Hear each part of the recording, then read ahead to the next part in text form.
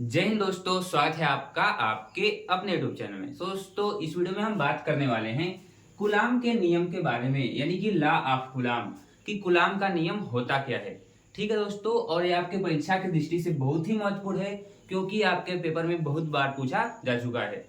ठीक है, तो चलिए कुलाम के नियम को समझते हैं और इसके डेरिवेशन को यानी कि इसके निगमन को हम करते हैं। देखिए, कुलाम का नियम जानने से पहले जान लीजिए कि कुलाम का नियम लगता कहाँ है। तो मैं आपको बता दूं कि देखिए, जब दो आवेश r दूरी पर रखे होते हैं, ठीक है, q1 आवेश यहाँ पे q2 आवेश, यानी कि जब दो आवेश कुछ दूरी पर रखे होते हैं तो उनके बीच एक बल कार्य करता है जिसको क्या बोलते हैं, कूलाम बल कहते हैं। जिसको क्या कहते हैं, कूलाम बल कहते हैं। तो उसी कूलाम बल के बारे में हम बात करेंगे और उसी का डेरिवेशन करेंगे। तो चलिए शुरू करते हैं। इसको हम क्या करते हैं, उस साइड बना देते हैं। देखिए, यहाँ पे जब दो आवेश रहते हैं आपके, मान लीजिए Q1 आवेश है और यहाँ पे Q2 आवेश है, ये r दूरी पे एक दूसरे से क्या है, मतलब कि रखे हुए हैं। ठीक है, तो चलिए शुरू करते हैं इसका डेरिवेशन। देखिए, कूलाम ने बताया था कि जब दो आवेशों को, जैसे कि किन्हीं दो आवेशों के बीच जो लगने वाला बल होता है, उनके आवेशों के गुणनफल क्या होता है, अनुक्रमानुपाती होता है। यानी कि दो आवेशों की, जो दो चार्जेस के बीच में आपका जो फोर्स लग रहा है वो क्या हो रहा है, उन दोनों आवेशों के गुणनफल के अनुक्रमानुपाती होता है। तो पहली बात तो आप यह लिखेंगे, कि किन्हीं, आप अच्छे से लिखिएगा, थोड़ी सी राइटिंग इस पे नहीं बन पाती है, तो आप लिखेंगे किन्हीं दो आवेशों किन्हीं दो आवेशों किन्हीं दो आवेशों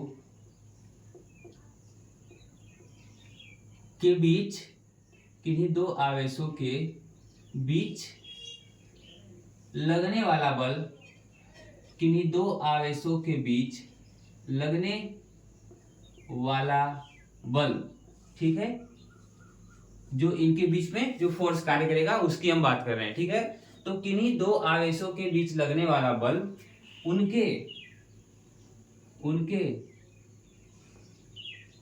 आवेशों के आवेशों के आवेशों के गुणनफल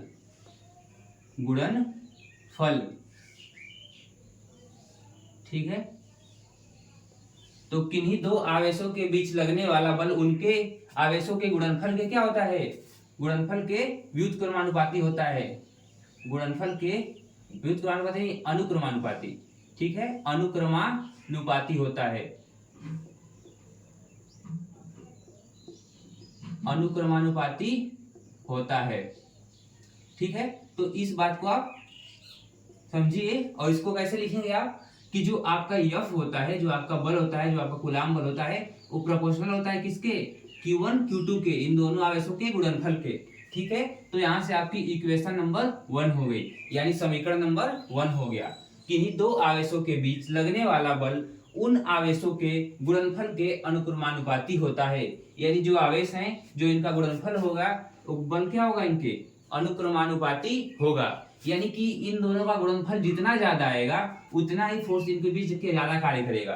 ठीक है, अनुक्रमानुपाती का मतलब कि जो आप एक पद को बढ़ाएं तो एक पद क्या हो, अपने आप बढ़ जाए। यानी जो दोनों पद हैं इसमें से किसी एक पद को बढ़ाएंगे, किसी एक पद का मान बढ़ाएंगे तो ये दोनों पद क्या होंगे, बढ़ जाएंगे। ठीक है, अब देखिए दूसरी बात उन्होंने कही थी, यहाँ पे आप दूसरा करके लिख सकते हैं कि किन्हीं दो आवेशों के बीच लगने वाला बल उनके आवेशों के गुणनफल क्या होता है, अनुक्रमानुपाती होता है। लेकिन किन्हीं दो आवेशों के बीच, अब लिखेंगे कि तथा दो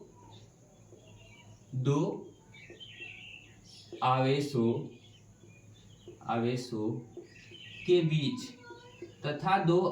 के बीच लगने वाला बल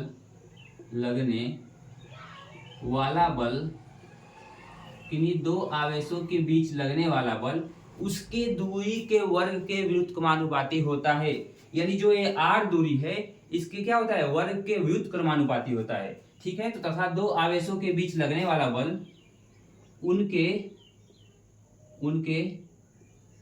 दूरी के वर्ग के क्या होता है, व्युत्क्रमानुपाती, व्युत्क्रमानुपाती, इसको आप इधर लिख सकते हैं, क्या होता है, व्युत्क्रमानुपाती, ठीक है, व्युत्क्रमानुपाती होता है।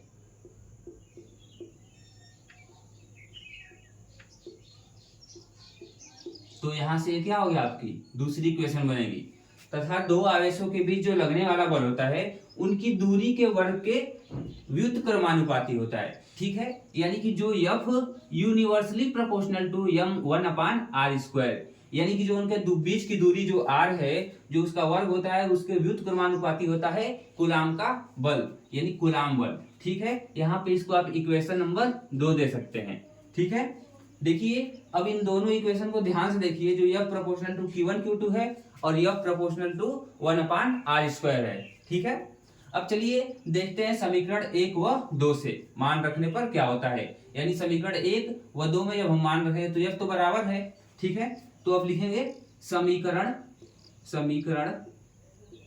1 व 2 से, यानी समीकरण नंबर 1 और समीकरण नंबर 2 से जो आपका F हो जाएगा वो क्या हो जाएगा, F हो जाएगा F proportional to Q1 Q2/r², ठीक है। इन दोनों को मैंने मर्ज करके लिख दिया कि F proportional to Q1 Q2/r², यहाँ पर क्या हो जाएगा, इन दोनों समीकरणों से इसका मान हो जाएगा। जैसे ही प्रोपोर्शनल का चिन्ह हटता है तो आप सभी लोगों को पता होगा कि एक नियतांक आता है, ठीक है। एक क्या होता है, नियतांक आता है। तो यहाँ पर नियतांक क्या आता है, k, क्या आता है, k, Q1 Q2/r², और यही जो आपका होता है एक कूलाम बल का फार्मूला होता है कि F बराबर k Q1 Q2/r²।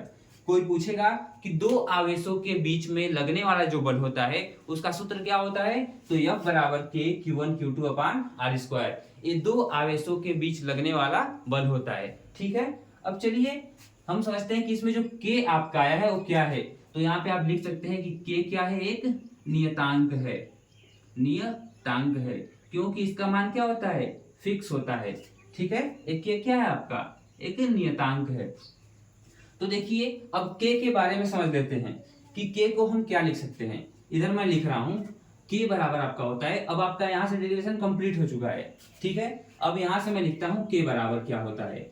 k का मान फिक्स होता है, कितना होता है, k बराबर 9 × 10⁹ ठीक है, 9 × 10⁹। इसका जो आप मात्रक लिखना चाहे तो newton metre square coulomb square, क्या हो जाएगा, newton metre square coulomb square, ठीक है। तो ये तो k की बात पूरी हो गई, ठीक है। अब k को अगर जो आप मतलब कि तोड़ के लिखना चाहें तो इसका मतलब क्या होता है, 1/4πε0, क्या होता है, 1/4πε0। और परीक्षा में 2012 हो या 2013 हो 14 हो, लगातार ये पूछा गया है कि जो इसमें एप्सिलॉन नॉट है, जो एप्सिलॉन नॉट है वो क्या है, एप्सिलॉन नॉट की वैल्यू क्या है या फिर एप्सिलॉन नॉट क्या है। तो चलिए समझते हैं, जो आपका इसमें एप्सिलॉन नॉट है वो क्या है, निर्वात की वैद्युतशीलता, क्या है, निर्वात की वैद्युतशीलता, ठीक है। ये आपके निर्वात की क्या है, वैद्युतशीलता है। इसका मान कितना होता है, तो जो आपका एप्सिलॉन नॉट होता है, मैं इधर लिख देता हूं, ठीक है। जो आपका एप्सिलॉन नॉट होता है उसका मान होता है 8.85 × 10⁻⁻12, क्या होता है, × 10⁻⁻12। इसका भी मात्रक पूछ लेता है, एप्सिलॉन नॉट का मात्रक। तो चलिए इन सबको इरेज करते हैं और इसको स्पेशल देखते हैं, क्योंकि आपकी एग्जाम की दृष्टि से बहुत ही क्या है, स्पेशल यानी कि महत्वपूर्ण है। तो तब की चलिए सबको इरेज कर लेते हैं, तो एप्सिलॉन नॉट के बारे में हम देखते हैं। तो इसको इरेज कर लेता हूं मैं, आप इसको नोट कर लीजिए या फिर इसका स्क्रीनशॉट ले लीजिए, इसके बाद इसको इरेज कर देते हैं, ठीक है। आई होप आपने स्क्रीनशॉट ले लिया होगा। चलिए अब यहां से इसको हमने क्या किया, इरेज कर दिया।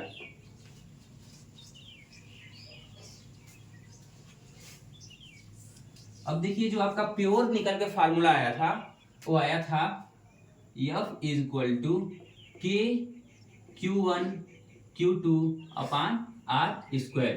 इसमें हमें जाना कि जो k होता है वो बराबर होता है 1/4 पाई एप्सिलॉन नॉट के। और जो इसमें एप्सिलॉन नॉट होता है, एप्सिलॉन नॉट का जो मान होता है वो होता है 8.85 इंटू 10⁻12। इसका मात्रक क्या लिखेंगे, तो इसका मात्रक लिखेंगे coulomb square upon newton metre square. क्या हो जाएगा, coulomb square upon newton metre square.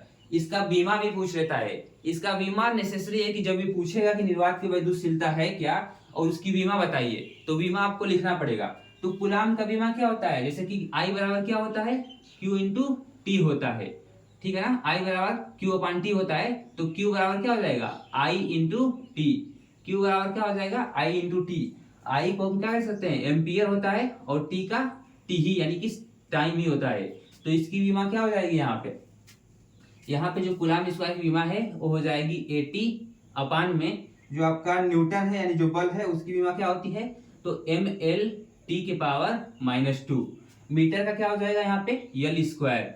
अब आप इसको ऊपर भेज सकते हैं, तो यहाँ पे देखिए जब ऊपर जाएगा तो m के पावर क्या हो जाएगा, -1।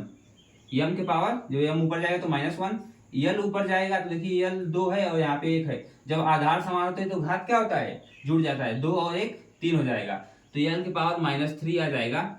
ml हो गया। अब t के पावर -2 है, लेकिन जब ऊपर जाएगा यहाँ पे तो ये +2 हो जाएगा, ठीक है। तो यहाँ पे आ जाएगा t के पावर +2 और ये दोनों क्या आ जाएंगे, जुड़ जाएंगे, यानी कि पूरा क्या आ जाएगा, t के पावर 3। अब आपका क्या बच गया, m हो गया, l हो गया, t हो गया। अब आपका a बच गया, तो a क्या होता है, एज इट इज रहता है, यानी कि a आपकी बीमा हो गई। किसकी बीमा हो गई, तो निर्वात की वैद्युतशीलता की। आई होप आपको वीडियो बहुत अच्छी लगी होगी। तो आप कमेंट बॉक्स में कमेंट करके बताएंगे कि आपको वीडियो कैसी लगी, और ऐसे ही एग्जाम से रिलेटेड जो आपके पेपर में प्रश्न पूछे जा चुके हैं वैसे प्रश्न हम आप लोगों के लिए लेते आते रहेंगे। आप इसका स्क्रीनशॉट कर लीजिए या अपनी कॉपी में नोट डाउन कर लीजिए। मिलते हैं नेक्स्ट वीडियो में नेक्स्ट डेरिवेशन के साथ, तब तक के लिए जय हिंद जय भारत।